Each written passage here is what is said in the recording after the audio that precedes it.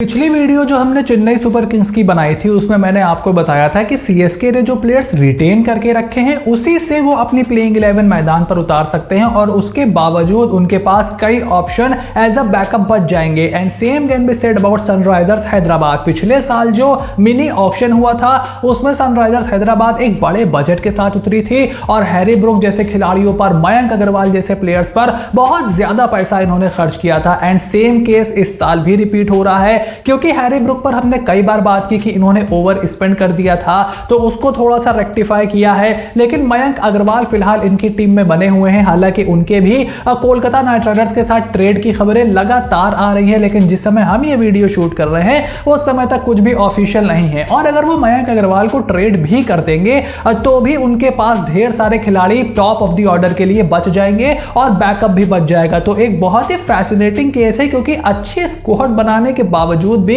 जो हैदराबाद का परफॉर्मेंस था last year that was very dismal. वो नंबर 10 पर उन्होंने फिनिश किया था। ब्रायन लारा को कोच बनाया था। मैंने पिछले साल ही बोला था कि ये जो लारा को कोच बनाने का जो सिस्टम है ये काम नहीं आने वाला है। He does not have any clue about the T20 format. और अब वो डैनियल विटोरी को लेकर के आए हैं। एक अपग्रेड जरूर है ब्रायन लारा के ऊपर, लेकिन विटोरी भी काफी लंबे समय के बाद आईपीएल से जुड़े हैं तो देखना होगा कि उनके साथ किस तरीके का यहां पर कॉम्बिनेशन बनाती है सनराइजर्स हैदराबाद। और उसी के बारे में डिटेल में बात करने वाले हैं। क्या उनकी स्ट्रेटजी होगी, प्रोबेबल 11 और टारगेट प्लेयर कौन से होने वाले हैं। So make sure to click on the subscribe button, press the bell notification, pick up part of the family, support my work क्योंकि आई कैन मेक श्योर कि आपको इसी तरीके का कंटेंट लगातार मिलता रहे। So now without any further delay let's begin with the analysis. तो सनराइजर्स हैदराबाद के रिलीज खिलाड़ियों को अगर आप देखो तो इन्होंने बहुत ज्यादा प्लेयर रिलीज नहीं किए हैं। इन्होंने अपने सबसे एक्सपेंसिव खिलाड़ियों में से एक हैरी ब्रुक को रिलीज किया है। उसके अलावा समर्थ व्यास, कार्तिक त्यागी, विवरांत शर्मा, अकील हुसैन और आदिल रशीद को रिलीज करने के बाद 30 करोड़ रुपीस इनके पास पर्स में बचे हुए हैं। यानी कि आदिल रशीद, अकील हुसैन और हैरी ब्रुक को रिलीज करके इन्होंने अपने 3 ओवरसीज स्लॉट फ्री करा लिए। और कार्तिक त्यागी और उमरान मलिक दोनों को आप प्लेइंग 11 में नहीं खिला सकते थे, तो दोनों को बेंच पर बिठाने का कोई फायदा ना होता और फिर प्लेयर का भी करियर इससे इफेक्ट आप पर पड़ता है। आप भी कंफ्यूज रहते हो कि किसको बैक करें, किसको खिलाएं, किसको ना खिलाएं। लेकिन कार्तिक त्यागी को जब इन्होंने रिलीज किया तो I was really surprise because देखो उमरान मलिक को रिलीज करना थोड़ी सी ज्यादा बेटर कॉल होती है। उन्होंने बिल्कुल भी इंप्रूवमेंट नहीं दिखाया है पिछले 1-1.5 साल में। लास्ट ईयर भी उनका अच्छा नहीं था but they have back Umran Malik और कार्तिक त्यागी से उन्होंने अलग होने का फैसला किया है। That is the way it is. और उनके जो रिटेन खिलाड़ी हैं मोस्ट ऑफ द चंग प्लेयर्स आपको वही पुराने दिखाई देने वाले हैं। यहाँ पर एडन मार्करम है, अब्दुल समद है, Rahul Tripathi, Phillips, Heinrich Klaasen, Mayank Agarwal जैसे एक्सपीरियंस खिलाड़ी हैं। उसके अलावा अनमोल प्रीत सिंह, नीतीश रेड्डी और शाहबाज अहमद जैसे खिलाड़ी भी इनके पास है। शाहबाज को तो वो ट्रेड करा करके लाए हैं। देन माय फेवरेट अभिषेक शर्मा, उसके अलावा येंसन, सुंदर, भूवी, नटराजन, मार्कंडे, उमरान मलिक और फजल हक फारूकी भी इस टीम में बने हुए हैं। सरप्राइजिंगली मुझे ऐसा लगता था कि ये फजल हक फारूकी को रिलीज कर देंगे बिकॉज मार्को येंसन ऑलरेडी इनके पास हैं और उसके बाद काफी सारे ओवरसीज गेंदबाज बड़े बड़े नाम इस साल आने वाले हैं तो उनके लिए एक स्लॉट आप और फ्री कर देते। ये चाहते तो आदिल रशीद को अपने साथ रख सकते थे इनकेस मार्कंडे का फॉर्म अच्छा ना लगता but they have decided to back Markande and leave Adil Rashid out of the equation. और 34 करोड़ रुपीस के साथ इस साल भी मिनी ऑक्शन में सनराइजर्स हैदराबाद बवाल काटने वाली है। और अगर आप इनके स्लॉट्स अवेलेबल देखो तो 19 प्लेयर इस समय इनके पास बचे हुए हैं। 6 स्लॉट इनके पास खाली हैं जिसमें से 3 ओवरसीज स्लॉट हैं एंड ऑब्वियसली 34 करोड़ रुपीस इनके पास बचे हुए हैं। तो ये जो 3 ओवरसीज स्लॉट है यहां पर कौन आता है इसको देखने के लिए मैं बहुत ही ज्यादा फैसिनेटेड हूं बिकॉज अगर आप इनकी प्लेइंग 11 देखो तो फिलहाल यही लगता है कि मयंक अग्रवाल और अभिषेक शर्मा ओपन करेंगे। They really need to back Abhishek Sharma. उसके बाद राहुल त्रिपाठी हैं, एडन मार्करम है, हेनरिक क्लासन है, ग्लेन फिलिप्स है, मार्को येंसन है, वॉशिंगटन सुंदर है। तो नंबर 8 तक बल्लेबाजी आपके पास है।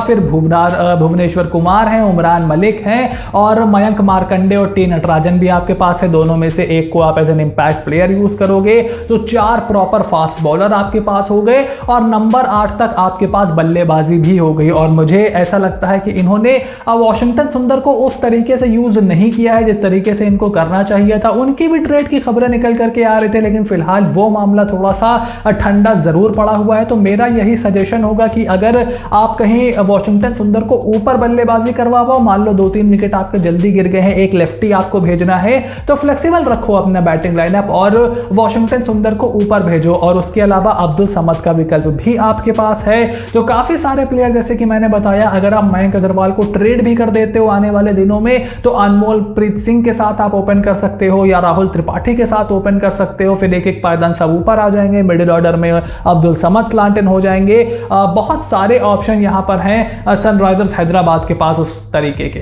तो अब सवाल यह है कि जब मेजॉरिटी ऑफ द चीज यहां पर हैदराबाद ने कवर करके रखी है तो फिर इनकी रिक्वायरमेंट, इनकी नीड क्या क्या है। तो देखिए सबसे पहली नीड यहां पर एसआरएच की है backup pace bowlers for Bhuvneshwar Kumar and T Natarajan and even Umran Malik also, because देखो दोनों ही मिड 30s में अब पहुंच गए हैं, दोनों ही कभी भी इंजर्ड हो सकते हैं। खास करके टी नटराजन तो बहुत ही ज्यादा इंजरी प्रोन है और उमरान मलिक जैसा गेंदबाज भी हम और आप दोनों जानते हैं कि कभी भी इंजर्ड हो सकता है। तो अब आपने कार्तिक त्यागी को तो रिलीज कर दिया है, उनकी जगह पर आपको भुवनेश्वर कुमार और नटराजन की तरह एक एक्सपीरियंस बॉलर चाहिए होगा। तो काफी सारे बॉलर्स आने वाले हैं इस मिनी ऑक्शन में, उनको आप यहां पर टारगेट कर सकते हो। उसके अलावा बैकअप स्पिन बॉलिंग ऑप्शन भी आपके लिए जरूरी है, बिकॉज देखो Abhishek Sharma, I am a huge fan of Abhishek Sharma, लेकिन उनको मैं एज अ बैट्समैन ट्रीट करता हूं जो थोड़ी बहुत बॉल कर सकता है। एडन मार्करम, फिलिप्स, सुंदर ऑप्शंस हैं आपके पास, लेकिन ये सब फिंगर ऑप्शंस हैं। मयंक मार्कंडे ने पिछले साल अच्छा किया था, क्या इस साल वो उसको रेप्लिकेट कर पाएंगे, क्योंकि पिछले साल बहुत लंबे समय के बाद कंसिस्टेंटली उनको खेलने का मौका मिला था। टीम इस साल बेटर प्रिपेयर होंगी तो वो उनके सामने एक चैलेंज हो सकता है। तो वहां पर अगर एक बैकअप इनको मिल जाता है वो इनके लिए बहुत जरूरी होगा। और उसके अलावा लोअर ऑर्डर बैट्समैन की भी यहां पर इनको जरूरत है, बिकॉज लास्ट ईयर इनके पास देखो ऑप्शन बहुत सारे थे और ये बहुत ज्यादा कंफ्यूज थे, कभी ब्रुक से ओपन करा रहे हैं, कभी अनमोल प्रीत सिंह से ओपन करा रहे हैं, किसी मैच में त्रिपाठी ने भी ओपन कर दिया, फिर ये मयंक अग्रवाल के पास गए, विवरांत को भी इन्होंने खिलाया जिनको अभी इन्होंने रिलीज कर दिया है। तो लोअर ऑर्डर बैट्समैन अगर आपके पास होगा, बिकॉज देखो सुंदर उस लेवल की पावर हिटिंग नीचे नहीं कर सकते, he is a proper batsman और उनको आप टॉप 4 में अगर खिलाते हो तो वो आपको मैक्सिमम रिटर्न्स दे सकते हैं अपनी बल्लेबाजी से। और जिस तरीके से गैबा में उन्होंने इनिंग खेली थी उनके अंदर काबिलियत भर भर के भरी हुई है। तो लोअर ऑर्डर बैट्समैन अगर आप लेकर के आते हो तो अब्दुल समद हो गए, फिलिप्स हो गए, इनके साथ एक आध ऑप्शन अगर आप और लगाते हो तो आपकी जो बैटिंग है वो और ज्यादा सॉलिड हो जाएगी। और इन रिक्वायरमेंट्स को पूरी करने के लिए किन प्लेयर को सनराइजर्स हैदराबाद टारगेट कर सकती है इन द मिनी ऑक्शन। जो देखिए मेरा मानना है कि बजट इनके पास इतना ज्यादा है कि मिचेल स्टार्क, जेराल्ड कोज्जिया और शाहरुख खान, ये 3 खिलाड़ी ऐसे हैं जिसमें से 2 को ये आराम से खरीद सकते हैं। बिकॉज देखो 19 प्लेयर्स इनके पास हैं, 2 आ जाएंगे तो 21 प्लेयर्स हो जाएंगे, मोर देन इनफ है। इंडियन बॉलिंग ऑप्शन इनके पास बहुत ज्यादा है ना, पूरा का पूरा बॉलिंग जो पूरा का पूरा जो बॉलिंग अटैक है वो पूरा इंडियन है। Umran, Bhuvneshwar, Natarajan, Markande, this is a huge plus. और इनका टॉप ऑर्डर भी इंडियन है, मयंक अग्रवाल, राहुल त्रिपाठी और अभिषेक शर्मा, ये भी एक बहुत अच्छा प्लस है। बैकअप भी इनके पास है, मिडिल ऑर्डर में ही ये सबसे ज्यादा ओवरसीज खिलाड़ियों को यूज करते हैं। तो वहां पर आप हैरी ब्रुक की तरफ भी दोबारा देख सकते हो, डैरल मिचेल की तरफ देख सकते हो, वहीं वनिंदु हसरंगा और हर्षल पटेल जिनको रॉयल चैलेंजर्स बैंगलोर ने रिलीज कर दिया है, उनको भी आप यहां पर टारगेट कर सकते हो। अगर आप वनिंदु को टारगेट करते हो तो आपके पास एक अच्छा स्पिन ऑप्शन हो जाएगा, आपकी बैटिंग और ज्यादा लंबी हो जाएगी और आप उनको येंसन की जगह पर भी खिला सकते हो। कंडीशंस को देखते हुए ओवरसीज खिलाड़ियों के बीच आप तालमेल अपना बिठा सकते हो कि हाँ ठीक है, स्लो पिचेस पे हसरंगा, स्विंग कंडीशंस में येंसन, तो वो एक बहुत अच्छा ऑप्शन आपके पास हो जाएगा। अगर आप ग्लेन फिलिप्स की जगह अब्दुल समद को डाल देते हो तो आप एक और ओवरसीज तेज गेंदबाज खिला सकते हो, तो मिचेल स्टार्क, कोज्जिया और तगड़ी आपकी बॉलिंग हो जाएगी। तो वो भी एक ऑप्शन यहां पर इनके लिए खुला हुआ है और जिसको भी ये टारगेट करेंगे उसको लेकर के जाएंगे। अगर आपको लगता है कि एक इंडियन एक्सपीरियंस बॉलर की और आपको जरूरत है, नटराजन का फॉर्म नहीं लग रहा, भुवी का फॉर्म नहीं लग रहा या नटराजन की फिटनेस नहीं लग रही, उमरान का फॉर्म नहीं लग रहा, तो आप हर्षल पटेल को भी टारगेट कर सकते हो और हैदराबाद की कंडीशंस में मोर देन गुड इनफ होंगे। वो चिन्ना स्वामी से ज्यादा उनको मदद मिलेगी हैदराबाद की उस मैदान पर, वहां पर थोड़ी बहुत स्पिनर्स को भी मदद मिलती है, बॉल कभी कभी ग्रिप भी होता है, तो वहां पर हर्षल पटेल आपके लिए बहुत ही कारगर हो सकते हैं। तो ऑप्शंस यहां पर ढेर सारे हैं। हैरी ब्रुक को आप दोबारा कम दाम में खरीद सकते हो, डैरल मिचेल की तरफ देख सकते हो कि इन केस क्लासन को कुछ हो गया या मार्करम को कुछ हो गया तो एक और क्वालिटी बैट्समैन आपका बेंच पर आपको मिल जाएगा।